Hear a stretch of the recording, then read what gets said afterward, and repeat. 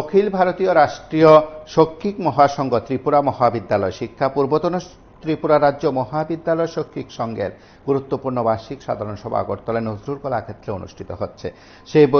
সেই সভায় উপস্থিত ছিলেন রাজ্যের উচ্চশিক্ষা মন্ত্রী কিশোর বর্মন সহ সংগঠনের অন্যান্য প্রতিনিধিরা। সকলের উপস্থিতিতে এই আয়োজনের বার্তায় মন্ত্রী কিশোর বর্মন কি বলছেন আমরা একবার শুনব। ভারতীয় রাষ্ট্রীয় শৈক্ষিক মহাসংঘ জাতীয়তাবাদী শিক্ষক তাদের বাৎসরিক সভা, সেই উপলক্ষেই এখানে আসা এবং দলীয় রাজনীতির ঊর্ধ্বে উঠে রাজনৈতিক সচেতনভাবে যে ধরনের একটা শিক্ষক কিংবা অধ্যাপকদের ভূমিকা হওয়া উচিত জাতীয় চরিত্র গঠনে এবং দেশ, সমাজ এবং রাষ্ট্র গঠনে এই সংগঠন ভূমিকা রাখে। তো এটা টোটালি তাদের একটা সাংগঠনিক প্রক্রিয়া।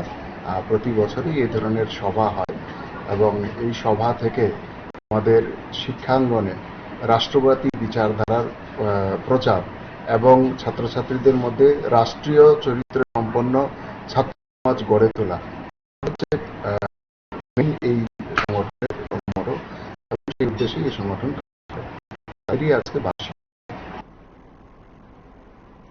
আপনার শুনলেন মন্ত্রীর তরফে বক্তব্য। সেই আয়োজনে বিভিন্ন শিক্ষা প্রতিষ্ঠান থেকে প্রতিনিধিরা এসেছেন। তাদের সকলের উপস্থিতিতে বার্ষিক সাধারণ সভা থেকে বলা যেতে পারে আগামী দিক নির্দেশ করা হবে।